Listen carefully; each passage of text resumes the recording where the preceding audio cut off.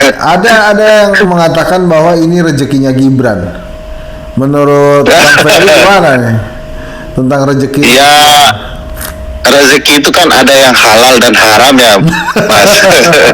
Ini setelah Dirty Vote muncul, ada telepon dari pejabat nggak? Yang baik itu yang pro atau yang kontra lah? Ada. Ya, ada.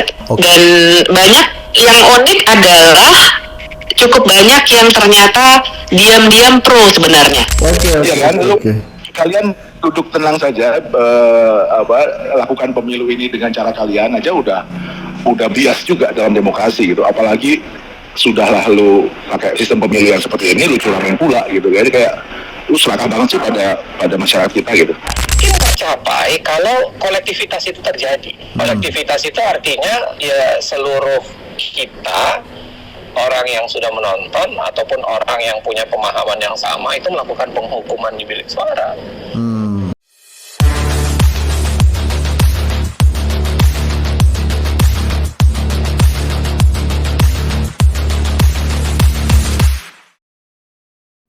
Teman-teman semua, ada dua film yang jadi fenomena menjelang pemilu atau akhir-akhir ini.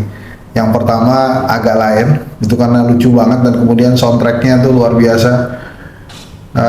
Agak lain kau, agak lain bapakmu, agak lain kau sekeluarga, kira-kira gitulah ya, dan seterusnya. Tapi itu film lucu banget, menembus film yang dalam waktu singkat bisa memiliki penonton lebih dari 1 juta dan sekarang masih growing. Kemudian yang kedua tentunya adalah Dirty Vote gitu ya. Dirty Vote dalam waktu hanya beberapa jam saja bisa meraih penonton jutaan, dan itu ada di platform-platform banyak channel gitu ya, kanal-kanal yang kita miliki atau kanal-kanal yang masyarakat miliki. Nah, saya nggak berhasil nih menghubungi para pemain Agak Lain, tapi saya bisa menghubungi teman-teman saya yang menjadi bintang di film Dirty Vote. Memang tidak sempat wawancara tatap muka, tapi wawancara by phone. Saya mewawancara ketiga bintang itu, Mas Zainal Arifin Mukhtar, Uceng, Uda Ferry Amsari, ya, kemudian Mbak Bivitri Susanti, Mbak Bibip. Dan saya juga wawancara sang sutradara, Dandi Dwi Laksono. Mas Dandi ini buat saya bukan orang baru, karena sama-sama di Universitas Pajajaran dan kosan kami waktu itu di Jatinangor berdekatan. Nah, jadi sudah kenal lama, sehingga perbincangannya jadi agak santai. Silakan diikuti perbincangannya, dan semoga kita bisa terus berkontribusi terhadap negara dan bangsa, terutama perkembangan demokrasi di Indonesia. Oke, silakan saksikan. Nah ini pemirsa, saya sudah teman-teman semua, saya sudah nyambung dengan bintang film bintang film Dirty Vote ya, wajah asli dari Reza Rahardian ini. Bang Ferry Amsari. Assalamualaikum Bang. Waalaikumsalam, Mas Hensat. Posisi di mana hari ini? Di Jakarta. Oh, sudah di Jakarta. Di Kuningan. Jadi sudah pindah ke Kuningan ya, daerah elit ya. Baru satu film tuh padahal. Luar biasa. Ngopi-ngopi. Oh, ngopi-ngopi. Saya pikir masih mau dipanggil James Cameron, Mas Hensat. Mau diikutkan di film Avatar 3. Oke. Aktor khusus untuk ikan sapu-sapu kita. Bang Ferry, ini saya ngomongin pasca lah. Kalau kalau ide awalnya nanti dulu lah. Ini pasca penayangan Dirty Vote yang sudah 3 juta lebih ya kata penontonnya ya. Ya, kalau pakai akun resmi 3.500.000, akun resmi kedua dari PSHK sudah 2 jutaan ya. Setelah itu muncul kemudian ditonton di 5 juta orang lebih, itu apa perasaannya? Apakah bangga atau ada yang lebih dari sekedar bangga, Bang Ferry? Inginnya sih publik membangun kesadarannya bahwa kita harus sama-sama mampu mengalahkan kecurangan. Dan itu harus ditunjukkan dengan partisipasi serius di pemilu, ikut datang, ikut coblos, ikut memantau dan memastikan tidak dilakukannya kecurangan. Kalau kita sama-sama meminjam istilah rekan saya namanya Hensat, yuk kita bisa yuk, saya yakin kita bisa mengalahkan mereka. Itu idenya gimana Bang Ferry? Itu idenya dari Mas Dandi atau dari Bang Ferry atau Bang Uceng atau Mbak Bibip tuh ide awalnya? Ide awalnya ini dari Mas Dandi, ya dia ingat film Al Gore, Mas Hensat ingat nggak Ya, tahun 90-an Al Gore soal Lingkungan. climate change, Ya. dan itu sangat menghebohkan. Mas Dandi cuma berpikir kalau Al Gore bisa melakukan hal yang sangat penting bagi politik lingkungan hidup, kenapa kita tidak bicara soal politik elektoral? Nah, dari sana tuh mengalir dengan bahan-bahan penelitian, tidak sampai 2 minggu dari ide, eksekusi, lalu jadi film dan kemudian disebarkan. Itu ada casting dulu atau gimana tuh milih Bang Ferry dalam itu? Kalau ada casting, lo yang menang kan, jadi bintang filmnya lo. Enggak, ini apa, Mas Dandi bilang lo bertiga jalan, kita eksekusi dan ya itu selesai. Oh. Karena kebutuhan ingin mendidik pemilih kan, karena kekhawatiran semakin brutalnya kecurangan pemilu. Itu berapa lama itu syutingnya? Ya itu tidak sampai dari buat skrip, reading, merangkai penelitian, eksekusi syutingnya tidak sampai 2 minggu. Itu ada Syutingnya cut atau cuma langsung 1 hari. sekali aja tuh? Sekali langsung jadi atau ada beberapa kali cut? Ada beberapa cut karena kesleo lidah standar lah ya, itu diperbaiki dengan tidak sampai 2 atau 3 take, tetapi proses reading itu memang menelan waktu ya. Seharian 2 harian kita reading terus, yang biasanya tahulah kita reading terus ke kelas menjelaskan, tetapi ini reading diulang, itu pilihan kalimat tidak tepat diperbaiki, pilihan kata terlalu ketinggian padahal lu rendah begitu ya, harus direndahin lagi, dan harapannya bisa dimengerti semua orang. Aslinya itu 3 jam lebih Mas Hensat, tetapi harus dipotong, diperbaiki agar kemudian lebih tepat untuk menjelaskan peristiwa ke publik. Itu ada pejabat-pejabat yang sudah menghubungi Bang Ferry, baik pejabat yang pro ataupun yang kontra? Saya nggak tahu ya Uceng dengan Bivitri, karena teman-teman kan saya sempat rehat 1 hari tidak hidupin HP. Ya nggak tahu lah teman-teman yang lain ya, sejauh ini mudah-mudahan aman semua, tidak ada yang menghubungi, tidak bicara yang aneh-aneh. Nah, saya mau menanyakan yang agak detail tentang pengakuan Bang Ferry yang menyebabkan Mahkamah Konstitusi merasa tenang mengumumkan putusan 90 itu. Jadi apakah Anda merasa bersalah ketiduran Bang Ferry? Itu kan gara-gara lo ketiduran tuh bos. Lancar tuh. Jadi kan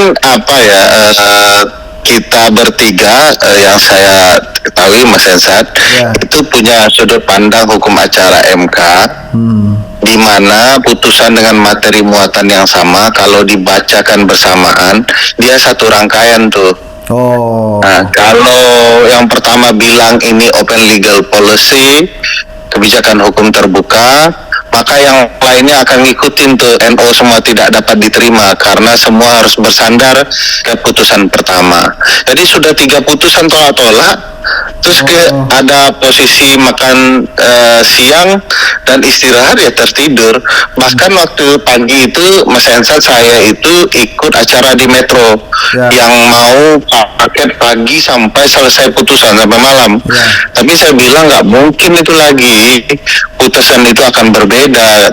Apalagi putusan setelah itu 90, Mas Hensat perlu ketahui dan di film juga sudah disampaikan bahwa itu tidak pernah disidangkan kecuali sidang panel. Jadi mereka tidak pernah sidang pleno, tidak ada ahli, tidak ada saksi, tidak pernah dibedah dalam ruang persidangan, tidak pernah dijawab permohonan mereka oleh pemerintah dan DPR, lalu mereka lah yang menang.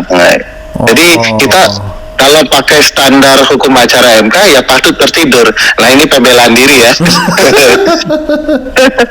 Nah saya tertidur ya, kemudian dibangunkan oleh salah seorang senior bahwa putusan diterima dan Gibran bisa maju.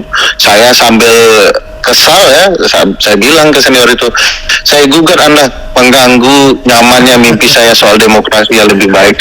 Dan itu true story semuanya begitu ya. Ada yang mengatakan bahwa ini rezekinya Gibran. Menurut Bang Ferry gimana nih tentang rezeki? Ya, rezeki itu kan ada yang halal dan haram ya, Mas. Jadi segala sesuatu yang tidak diterima dari langkah-langkah perbuatan yang baik menurut saya tidak baik juga ujungnya. Kan ada prinsip halal dan toib gitu ya. Tidak sekedar halal tetapi juga toibnya cara perbuatan untuk memperoleh rezeki itu sangat diperlukan. Dan bagaimana mungkin ada persidangan ketuanya pamannya, pemohonnya adiknya, ketua partainya, lalu yang diterima itu adalah penggemarnya, bahkan adik Almas juga ada di sana, juga adalah penggemarnya, pemohonnya isinya hampir sama, lalu yang termohonnya adalah pemerintah, yang bos pemerintah itu adalah Presiden Joko Widodo, ayahnya. Bayangkan semua itu bicara soal dia, dan sudah pasti itu konflik kepentingan. Dilarang hakim menerima perkara yang berrelasi darah dengan dia. Dan Kim sama sekali tidak mengundurkan diri ketika itu. Oke Bang Ferry, ini tuh sebetulnya ada film yang lain juga yang menurut saya juga cukup menggemparkan, menghebohkan, ada kaitannya juga. Agak lain namanya. Agak lain, putusan 90. Iya. Agak lain kita ini nonton dilarang. Bapakmu agak lain kau sekeluarga. Kira-kira begitulah. Agak lain pamanmu, agak lain ponakan, agak lain kau keluarga. Oke Bang Ferry, terima kasih banyak ya waktunya. Lu udah kangen gua apa? Gua kayak kan ntar kita ketemu lah, bilang sama Bella kita kesana. Iya. Langsung kita bahas aja. Mengolah artis-artisnya. Ya hari ini atau besok aja coba kita bahas lah kesana. Boleh tuh. Siap. Terima kasih. Assalamualaikum. Terima kasih. Waalaikumsalam. Nah, teman-teman tadi kan dengan Bang Ferry Amsari, Ferry Amsari. Nah ini kita sekarang dengan bintang film yang lain. Nah, Mbak Bivitri Susanti sudah tersambung di telepon saya. Mbak Bib, selamat pagi. Selamat siang. Hah, siang? Oh iya. Udah siang kan? Di Jakarta siang soalnya. Ya lupa maaf, di sini masih pagi. Oke. Nah, ini kan sudah ditonton 5 juta orang ya. Itu apa perasaannya Mbak Bibip sekarang tuh? Bangga aja atau lebih dari bangga atau ada perasaan lain tuh? Senang sih, maksudnya bangga sih ya nggak gitu-gitu amat ya, cuma senang aja karena berarti kan mudah-mudahan pesannya nyampe gitu. Karena kalau harapan kami sih sebenarnya ini lebih dari soal karya seni bernama film yang sebenarnya ini karyanya Dandi gitu ya. Tapi ini pesannya itu yang kami benar-benar ingin sampaikan ke banyak orang secara masif gitu. Kalau kita nge-vlog ini kan mungkin mungkin aja ratusan ribu orang nonton segala macam, tapi kalau film itu kan terus-menerus menyebar dan itu mudah-mudahan punya dampak itu sih. Oke. Itu pembagian perannya tuh dari Dandi atau konsensus bertiga? Gua ini, lo ini gitu. Atau gimana tuh? Kesepakatan aja. Dari Dandi pasti ada usulan, tapi kami bertiga ini kan memang teman dekat ya, biasa berantem berdebat gitu juga udah biasa lah gitu. Dan tim tuh bisa merasakan chemistry yang kuat juga di antara kami bertiga. Jadi kalau gue nggak mau yang ini lo aja gitu-gitu, mereka juga bisa ya oke, ini lo aja gitu. Jadi basically Dandi yang awalnya menentukan, terus kami biasanya bisa bilang setuju nggak setuju segala macam. Tapi emang hasil rembukan bareng sih, walaupun Dandi banyak role-nya karena kan kalau orang hukum harus cerita soal hukum pasti boring banget. Jadi bahwa ini dikemas secara sinematografis dengan baik ya tentu saja itu karena Dandi ya. Karena kalau kami cerita-cerita gitu mungkin banget membosankan. Kenapa pilih materi tentang MK? Sayanya. Sebenarnya kan untuk MK itu memang bertiga tuh. Yeah. Jadi karena itu puncaknya dengan sengaja ini lu harus bertiga kata si Dandi gitu. Jadi ya udah kami bertiga. Cuma waktu awal saya yang nerangin karena saya ngasih frame duluan. Dan ya saya juga setuju gitu dengan ini lu aja gitu kan. Dia kan ngasih arahan seperti itu sebagai sutradara. Tentu saja saya setuju karena ya MK emang suatu hal yang dekat sekali. Saya udah puluhan kali jadi ahli di MK gitu, jadi udah paham betul, ngajar juga kuliah hukum acara Mahkamah Konstitusi, jadi memang sangat dekat lah dengan apa yang terjadi di MK. Oke. Itu setelah film itu tayang ada respon positif dan negatif tuh. Nah, Mbak Bibip sendiri ngelihatnya gimana tuh terhadap respon positif negatif tuh, terutama yang negatif lah, karena kan dibilangnya ya macam-macam lah itu komentar mereka yang tentang negatif itu. Nah, gimana Mbak Bibip? Ya negatif sih pasti ada ya, kan kalau dalam situasi seperti sekarang kita semua tahu lah pasti langsung ada frame macam-macam. Karena mungkin karena mereka nggak bisa jawab secara substansi, jadi ya itu sih kami terima aja ya. Makanya kami sudah saling membicarakan bahwa pokoknya jangan sakit hati kalau udah mulai kill the messenger gitu. Jadi katanya kami ada yang pro 01, terus pro 03 lah segala macam. Berarti kan orang yang ngomong gitu, satu mungkin mereka belum lihat filmnya karena kami nggak ngomongin sama sekali 01, 02, 03. Maksudnya itu lepas dari pencapresannya itu sendiri, yang kami lihat pemilunya dan pemegang kekuasaan kan gitu. Yang kedua mungkin mereka ngomong gitu karena itulah cara mereka berpikir bahwa orang itu baru bisa melakukan sesuatu kalau nggak berpihak ya dia dibayar gitu. Jadi dengan di kepala mereka pasti kayak gitu. Jadi nggak bisa mereka memahami bahwa ada juga sih orang-orang yang nggak perlu berpihak bisa melakukan sesuatu gitu. Itu, nah ini kita mundur sedikit. Pada saat proses sebelum pembuatan itu Dandi tuh ngumpulinnya gimana ya? Ada casting dulu atau langsung mau atau Enggak. Jadi mereka memang Dandi sama para produser itu terinspirasi gara-gara lihat peluncuran waktu teman-teman peta kecurangan pemilu launching riset mereka. Terus kita bikin filmnya yuk.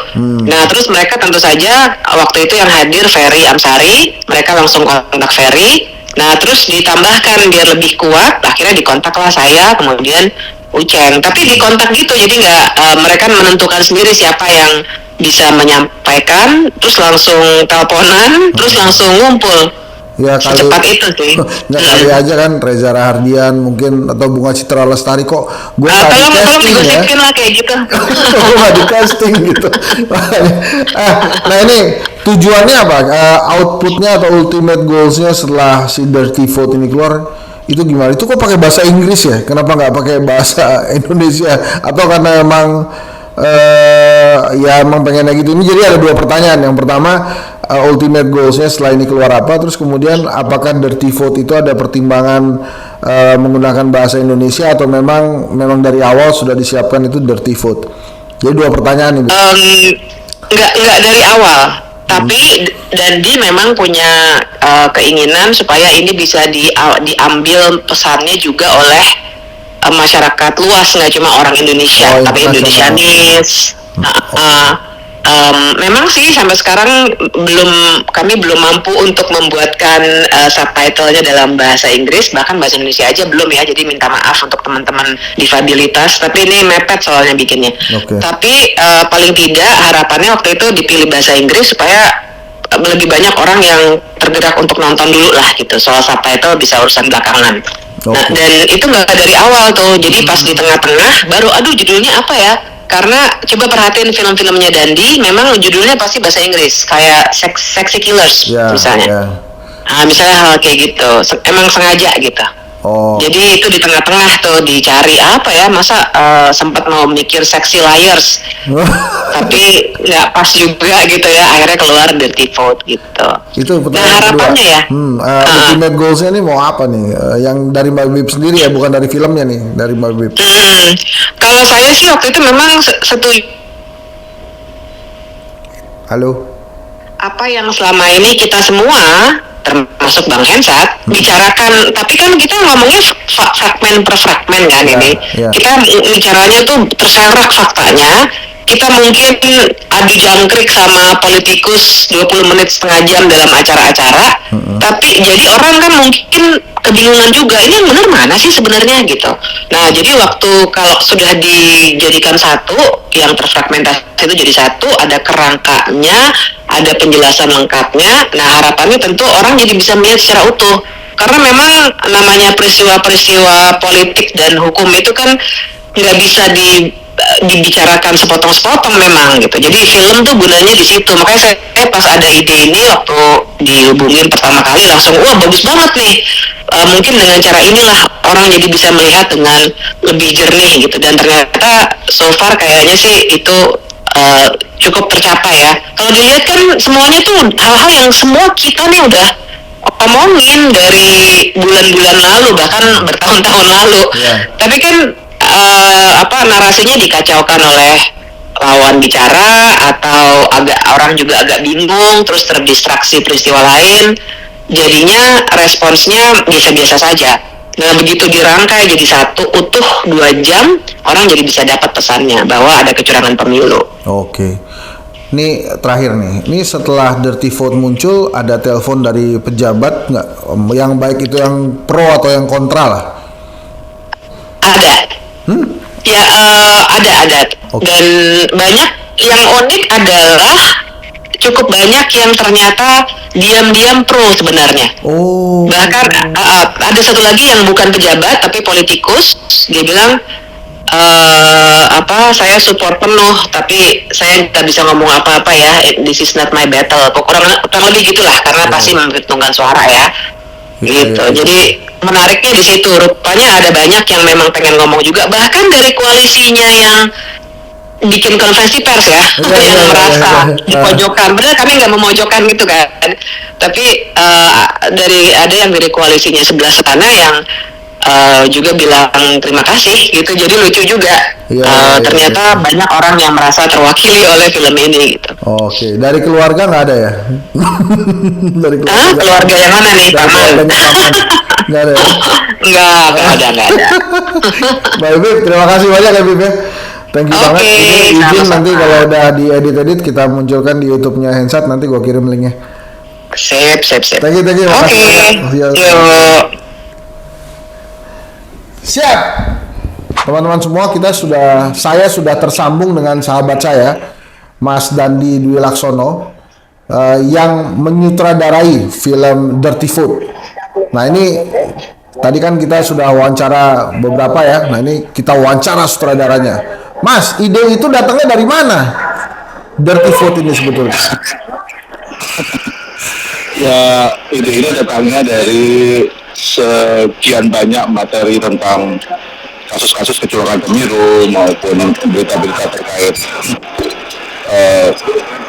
penyelenggaraan negara yang menurut kami ya lewat begitu saja berserak ya, dan gagal kita lihat sebagai gambar yang utuh karena memang terdistract atau tertimbun dengan sebegitu banyak konten selama proses kampanye gitu. Jadi ya akhirnya aku kepikiran ya kayaknya perlu kita jahit dan kita reformat dalam perspektif yang lebih helikopter view gitu ya, untuk melihat masalah ini. Itu sih kira-kira Bung Hensat. Itu Bang Ferry sama Bibit tuh ya menyampaikan ada yang mencoba mengintervensi gadget komunikasi itu. Mas Dandi juga mengalami itu atau gimana? Oh, nggak tahu, tapi kayaknya sih baik-baik aja, saya nggak ada masalah. Atau mungkin lebih tepatnya nggak usah kita omongin supaya mereka nggak merasa penting. Oh. Nah, ini setelah film ini tayang dan 5 juta view sudah, kalau di total ya. Ini Oh, ya. Oh, oke. apa yang dirasakan? Ini cuma tentang bangga atau ada yang lebih dari itu? Ya, aku pikir apa ya, kan sudah pernah di seksi kilas ya, jadi kayaknya standar bangganya udah lain. Jadi ya nggak tahu, mungkin bagi konten kreator itu sesuatu ya, tapi kan kami nggak hanya bikin konten ya, kami bahkan berpikir siapa saja yang mau mendistribusikan ini silakan di ikon manapun juga oke, selama nggak di monetize, selama Ya. beneran memperlakukan ini sebagai public content, public knowledge gitu ya. Jadi ya kalau teman-teman menjumlahkan menjadi 5 juta kan juga nggak dari satu source channel kan ya. Jadi so ya itu menunjukkan bahwa gagasan tentang kegotong royongannya jalan. That's it. Oke. Itu gimana caranya kalau ada channel lain yang ingin juga mempublikasikan Dirty Photo? Ya silakan saja sih, ada teman-teman di tim media kami yang mungkin bisa membantu dengan file aslinya. Yang penting teman-teman juga komit untuk tidak monetize atau ya, dan kemudian dia juga contribute dengan distribusi ini gitu ya, nggak cuma nyari traffic atau engagement dari something yang sedang viral, tapi juga ya kita akan lihat riwayat dan kredibilitas channelnya juga kan, untuk memberikan akses gitu ya. Kalau sebelumnya nggak pernah ngomongin isu-isu publik, tiba-tiba hanya riding the wave, ya mungkin mending cari konten yang lain aja. Nah, ada pejabat baik yang pro maupun yang kontra terhadap film Dirty Photo sudah kontak? Kontak belum, mungkin mereka nggak punya nomor saya. Ini orang masih lucu aja sih zaman dulu. Mas, satu lagi, setelah ini apa filmnya? Waduh, ini aja kita baru selesai editing kemarin. Jadi belum mikir lagi film yang lain? Ya, kita pengen film ini dulu lah di digest oleh publik dan create perubahan atau cara berpikir gitu ya, dan kembali bisa mengkonsolidasikan kewarasan publik, nggak terhanyut dengan gimmick-gimmick. Kita kembalikan lagi kepada substance, apa sih demokrasi gitu kan. Dan apakah pemilu ini cuma jadi ritual sirkulasi elit?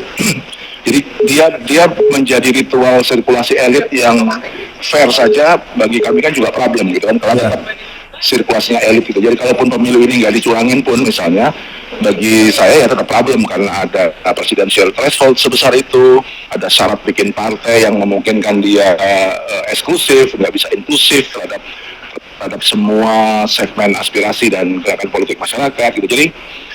Jadi nggak dicurangin aja, menurutku ya nggak bisa pemilu cuma jadi sirkulasi elit gitu, apalagi udah sirkulasi elit konsepnya dicurangin pula gitu kan. Oh iya.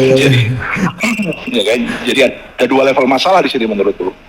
Yang teman-teman sekarang sedang lihat adalah level masalah di mana sudahlah konsep pemilunya sirkulasi elitis dicurangin pula. Lu kayak nggak puas sih, jadi lu menjalani pemilu aja dengan baik-baik, ini sudah ada di circlemu sendiri kok. Dia nggak akan tiba-tiba bikin revolusi pertanian, tiba-tiba ada partai tani yang nggak mungkin kan gitu maksudku. Ya kan, kalian duduk tenang saja, lakukan pemilu ini dengan cara kalian aja udah bias juga dalam demokrasi gitu. Apalagi sudahlah lu pakai sistem pemilu yang seperti ini, lu curangin pula gitu. Jadi kayak lu serakah banget sih pada masyarakat kita gitu. Sip. Mas Andi, gitu, terima kasih banyak ya. Ditunggu film-film berikutnya. Semoga Indonesia ini akan lebih baik. Ya. Itu kalau ada casting, tolong Henry Satrio dikasih tahu ya. Siap. Oke, Mas. Terima kasih.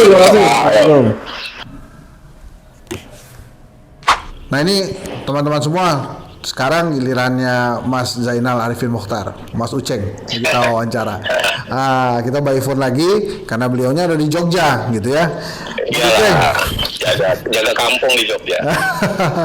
Ini update sedikit Jogja. Itu gimana kondisi Kejayaan? Teman-teman mahasiswa jadi turun? Tadi kayaknya di beberapa grup teman-teman aktivis tuh kayaknya turun tuh, dan lumayan rame. Wow, kalau Cuma ya, saya juga ada cara. Mas Uceng, itu yang lagi rame kan sebagai bintang film Dirty Vote gitu ya. Nah ini ini ada satu kata tuh yang bagus tuh dari Mas Uceng untuk pembuka ya. Pas Dirty Vote itu. Coba diulang lagi supaya kita bisa dengar lagi. Ya, saya sih bilang tolong jadikan film ini sebagai sarana untuk Anda melakukan penghukuman. Penghukuman? Ya karena saya pikir, iyalah, saya pikir ini kalau agak teoritik, Susan Sontag itu kan semua pengarang itu kan punya alamat sebenarnya. Dan saya kira film dibuat juga pasti punya alamat. Ada yang mau dilakukan kan. Dan saya pikir alamatnya jelas. Alamatnya adalah ya menegur rejim. Sebenarnya kalau diperhatikan kan yang keras di kita hajar ini adalah tindakan tidak demokratisnya Presiden Jokowi sebenarnya kan. Cuma ya di sampingnya berdiri ada capres yang dekat dengan dia, ya ketembakannya kelihatannya banyak kena dia gitu. Sebenarnya bukan tidak dituju, menurut saya ya tidak ditujukan ke satu. Kita bicara soal ini ada ancaman ke demokrasi dan memang saatnya untuk dibalikin gitu, ya kan? Makanya rata-rata kena semua tuh. Rata-rata, walaupun ya memang pelaku kecurangannya ya banyak yang pelaku tindakannya kecurangannya itu lebih banyak seakan-akan teralamatkan ke salah satu paslon. Nah itu setelah penayangan itu ada gangguan-gangguan nggak? Nggak usah lah dicerita. Oke. Ya kalau DM marah-marah, ngutuk, ngancem ya ada lah. Tapi kan yang namanya netizen kan begitu lah ya. Ya. Mas Hensat pasti dapat banyak lah. Udah lah, nggak usah lah kita share ya begitu lah. Oke. Nah, Mas Uceng, apa sebetulnya yang diharapkan? Ini kan penontonnya sudah lebih dari 5 juta nih kalau dijumlahkan gitu ya. Apa sebenarnya ultimate goalnya? Hanya memberikan informasi atau apa sebetulnya yang diinginkan dari masyarakat pasca penayangan film ini? Ya itu tadi, itu saya menjulukinya dengan teman-teman ini ikhtiar sekaligus istihad kita bareng-bareng gitu. Jadi ijtihad untuk mengembalikan dalam tanda kutip ya, mengembalikan kembali demokrasi ke jalurnya, karena yang namanya pemilu itu kan kudeta yang paling konstitusional. Ya kan, nggak ada orang boleh marah dengan pemilu karena pemilu itu adalah kudeta paling konstitusional. Disitulah diuji kita seberapa kuat iman kita pada demokrasi, pada orang yang merusak demokrasi harus kita hukum bareng-bareng gitu. Itu gimana kalau ternyata apa yang diceritakan ya atau tujuan yang diinginkan dari film itu tidak tercapai, itu gimana tuh Mas Uceng? Saya kira akan mungkin tercapai kalau kolektivitas itu terjadi. Kolektivitas itu artinya ya seluruh kita, orang yang sudah menonton ataupun orang yang punya pemahaman yang sama itu melakukan penghukuman di bilik suara. Ya kan? Sama yang kedua, dan ini menurut saya yang lebih penting. Ya, kalau yang beginian kan pasti ada pihak yang merasa diuntungkan kan. Iya kan? Ya, wajar lah ada pihak yang merasa diuntungkan, lalu kemudian muji-muji sana sini di WhatsApp, di WA group. Saya bilang ke mereka, saya nggak butuh pujian. Dalam konteks ini kami nggak butuh pujian, yang kami butuhkan adalah komitmen. Ya kan, seberapa mau Anda kalaupun kalah nantinya di pemilu 2024, seberapa mau Anda berdiri bersama rakyat itu untuk menjadi oposisi. Yang saya khawatirkan para politisi ini, ya, maunya kita yang disuruh main getah, tapi kemudian dia maunya makan nangkanya aja. Nggak boleh gitu. Saya bisa bilang apapun, saya nggak perlu pujian, mau dipuji setinggi apapun, mau diceritain apa, nggak perlu, saya nggak butuh, nggak perlu melalui film ini. Yang paling dibutuhkan adalah seberapa jauh komitmen Anda. Anda komitmen nggak? Komit nggak? Ya. Ya kan?